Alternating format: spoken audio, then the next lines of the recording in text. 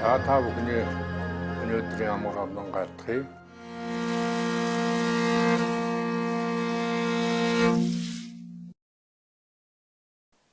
өнөөдрийн сэдэв болвол их баг таван ухааны тухай ойлголтыг өгье гэж бодож байна.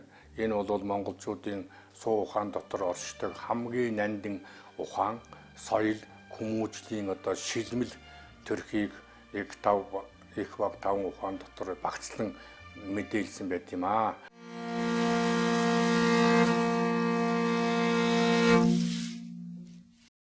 За баг таван ухаан гэдэг нь нэгдүгээрт нь зурхаа ухаан, хоёрдугаарт нь ягт өгүүлэх, гуравдугаарт нь яруу найраг, дөрөвдүгээрт нь нэм ягтлах уу, тавдугаарт нь жүжиглэх үү гэсэн ийм таван ухааныг ярьд юм аа. Энэ бол баг таван ухаан гэж үздэг.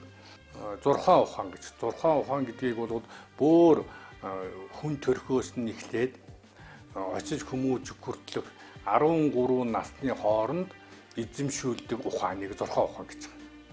Энэ бол амьдралын хөвшил дотор амьдралын явц үйл явдал дунд нэнд ухааныг оршоогоод тэгээд хүндээ дамжуулаад өгчихсөн. За яа дамжуулдсан бэ гэдэг асуулт гарч ирж байна. За 275 хоног эхийн хөвжид боочход эхлээд яана уу бие цэвэршүүлдэг. Бие цэвэршүүлсний дараагаар яадгүй үр удмаан их алтан хөвжидэн тээдэг. Тэрний дараагаар төрөөд өдрийн сайныг өнжин бай, сарын сайныг саатан байж, өнөөдрийн өдрийг хамгийн сайн өдөр гэж үзтээ гэд төрсөн өдрөө байнга тэгж бэлэгддэг. Тэгэхээр төрсөн өдрийн шин тэмдгээс хамаарч энэ хүний цаашдын хувь заяа нэр алдар юу байдгийг бүх үйлс нь шийдэгддэг. Тэр тухай 6 ном сударт бол олон удаа бич тэмдэглэсэн байдаг. Ингээд хүүхд төрөөд гараад ирэхлээр охин байна уу, юу эрэгтэй байна уу, аль нь чамаагүй энэ юу яадаг. Тэгээ энэ дээр холбогдуулаад нэг юм сэйлэгт бол ухаан гадам махматтай төрсөн хүн ирээдүйд яана усан махматыг иргэшээсэн тийм ажил үйлсийг үйлддэг юм аа.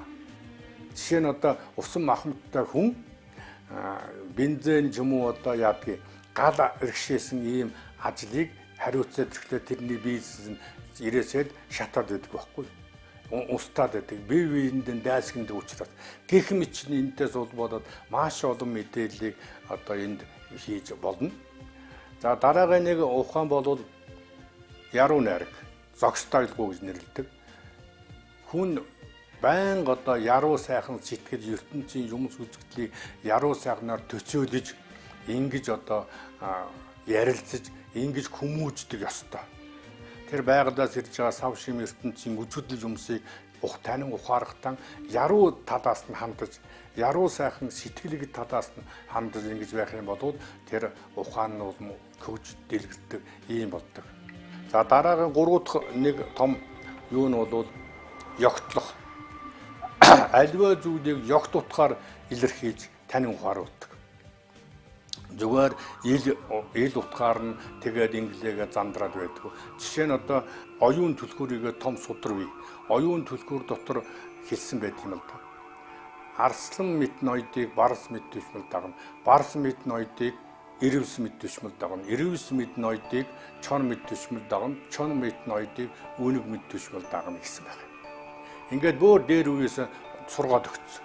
Тэгэхээр ямар ааш аргалшинтай ямар зам төлөвтэй хүнийг хэн гэдэг хүн дагдсан бэ гэдгийг хэлээд өгсөн байхгүй. За 5 дахь нэг чухал сэдв нь бол жүжиглэх үү. Хүн бол монголчууд хүүхдээ бол заавалчгүй тийм юмтай жүжиглэж харцуулж тийм тэгж энерги байж хүмүүжүүлж ийсэн. Ийм байх. Жүжиглэнэ гэж яах гэж байгаа. Ухаан мэдсэж мдээгүй юм шиг дүр үзүүлдэг. Эсвэл харсан ч хараагүй юм шиг ханддаг. Тэгээд тэр хүнд ямар нэгэн сөрөг сэтгэл төрүүлчихвэ гэдгээс байнга имиж болгоомжилж явдаг байх нь шүү дээ. Ингэж жүжиглэж байж сая тэр ухааныг олгодог ийм одоо нандин өвдөстэй юм байна.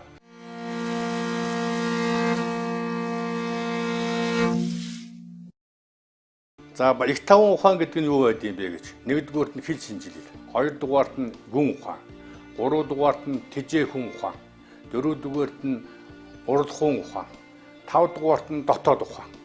Энэ тавыг бол их таван ухаан гэж нэрлэдэг.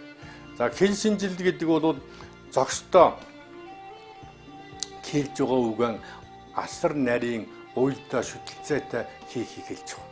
За дараагийн 3 дугаар зүйл нь бол уралдахан ухаан. Хүн гэдэг амьтанд бол бүр төрөлхийн авьяасын нээж илрүүлээд тэгээд уралдахан ухаан, бүтээхэн ухаанд хүнийг сургадаг байж шүү дээ. Тэгс сургаж байжээд тэрний авьяас чадлыг одоо жинхэнэ капитал болгож авьяас чадлыг хөгжүүлж нөгөөхийн үр ашгийг эзэмших нь байна да. Дөрөвдүгээр ухаан нь бол тэжээх ухаан. Тэжээх ухаан гэдэг бол хоол унднаас өксүүлээд ийм тариа одоо юу байдгийг бүхэл ам шимд өөрт ам дэмд хэрэгтэй бүх зүйлийг олж мэдээд тэрийг өөрийнхөө амьдрал ахуйдаа ашиглах чадварыг хилээд байна. За дараагийн нэг юу нь бол дотоод ухаан. Энэ хүмүүс ярьдаг энэ дотроо бодолтой доороо суурьтай сөрхий хөгжөө гэж яриад байдгийн чинь тэр дотоод ухаан нь нэлээ хөгжсөн байна гэж ингэж ажиглагддаг байна л да. Тийм учраас тэр дотоод ухааныг хөгжүүлэх ёстой. Дотоод ухаан гэдэг бол зүгээр нэг өөрийгөө одоо биелт хийх ёстой, биел ингэх ёстой, биел чаддаг гэд ингээд яагаад байх юм хэрэггүй. Тэгээд байх хүмүүжлийг хийж байгаа юм биш. Энэ бол яадгүй гэхэлэр өөрийнхөө хэлж барьж байгаа хийж байгаа үйлдэлэн шинжин бариад, туршин таниад, шинжин бариад тэгээд нэвтрүүл дамжуулж байгаа тэр арга барилыг тэр ухааныг дотоод ухаан гэж хэлдэг.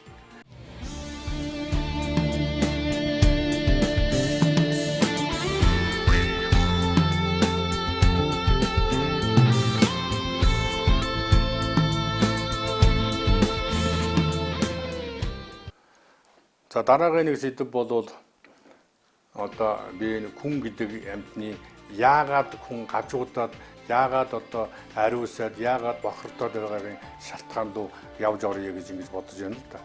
Тэгэхээр энд нэг шинжил ухаан болвол нэг хүнийг яадгүй 7 күрднээс одоо күрдний эргэлтийн зөв буруугаас хамаарч бодол санаа нь үзэл бодол нь бие бодлор нь яа тийм өөрчлөгдөж юм гэсэн ийм одоо нотлохоо шинжилгээ хийсэн байд. Тэгэхээр күрд гэж яагаад явдсан бэ гэдэг асуудал. Хүний биеэр чинь нэг 3 цахилгаан орж шít.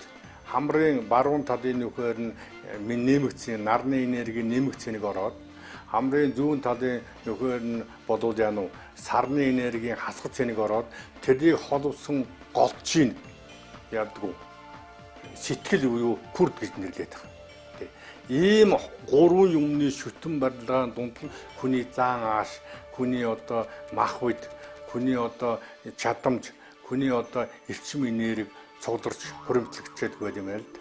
Тэр энийг монголчууд танин ухаарад бүр одоо дээр үед яасан өөрийнхөө оршихуун сэтгэлгээнд ухаалтсан байна. Монгол хэлний тайлбар тойлд бол күрдийг буруу эргэлттэй, зөв эргэлттэй гэж хоёр хуваасан тухай бичсэн байд. Тэгээ нар зөв эргэлж байгаа эргэлт нь бол улам чангардаг.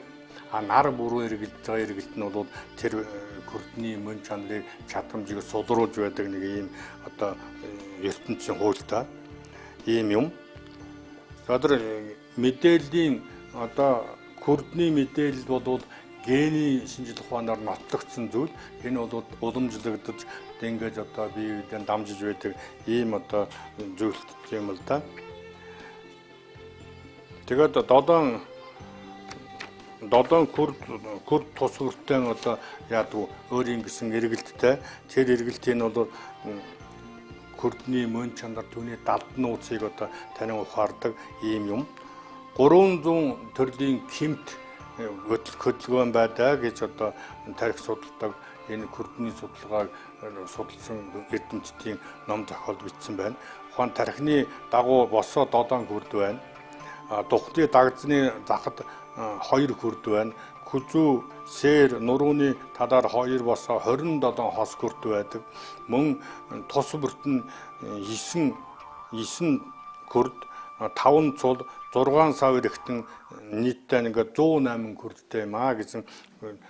Тэр 5 цул 6 сав эрэхтэн тус бүртэн өөрөө эргэлттэй өөрийн гэсэн күрдтэй юм аа. Күрд нь гэмтсэн хүмүүс бол ямар ч эргэлсэн шинж төлөв илэрдэггүй, тэнд бүтээмж гардаггүй, дандаа одоо бохирдол, дандаа одоо муу эрчим энерги өөртөө бусдад түгээж явдаг ийм одоо гэмтэй. Тийм учраас энэ күрдний чадамжийг зөв болгож байж сая одоо яадаггүй. Тэр өөрийн эрчим энерги одоо ашигладаг ийм ёстой. Күрдний гажиг бол засдаг 2 арга байдаг. Нэгдүгээрт нь пиц арга.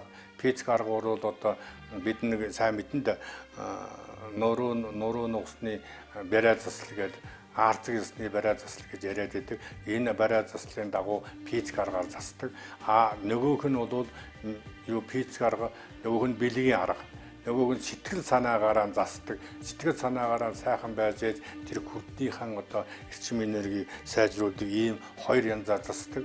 Тэр бэлэг ерөөлөөр засдаг нь бол тарин, утлог, шившлэг, угаал одоо гих мэтчлийн одоо 5 зүйлийн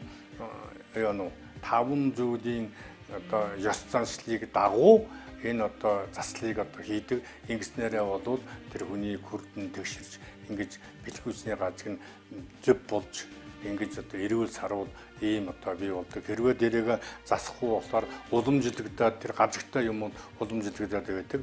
Тэр бэлгүүсний гажиг гэдэг ямар юм байдаг юм бэ?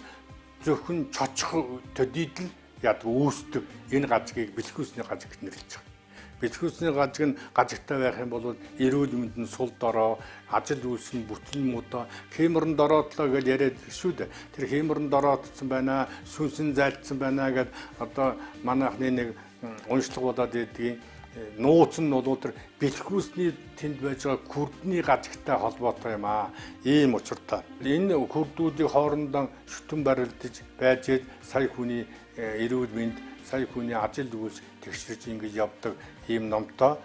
Энэ одоо номыг танин ухаарснараа хүний бие зөв тэгш болж хүний ажил үйлс нь зөв болдог ийм одоо ёстой юм аа.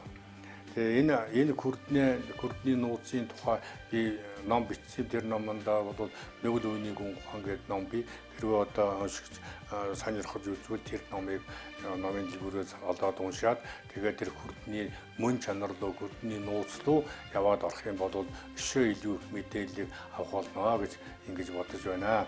Тэгээ энэ күрдэн иргэшээж күрднийхэн эргэлтийн зөв болгож байхад хувь хүн өөрөөс нь хамаарна. Хувь хүн өөрийгөө цэвэршүүлэх үү, хүн өөрийгөө бохирдуулах уу, хувь хүн ямар байх уу гэдэг нь өөрөөс нь өөрийнх нь эзэмшлийн юм л да. Тийм юм. Тэгэхээр энийг бол зөв танин ухаарснаар төв мэдлснээр мэдлэгээ нэмэгдүүлснээр энэ одоо гайхамшиг эзэмшиж амьдрал ахуйгаа сайхан болох ийм одоо нэгууртай юм аа гэдгийг энэ удаа хэлээд энэ яриаг өндөрлөё. Баярлалаа.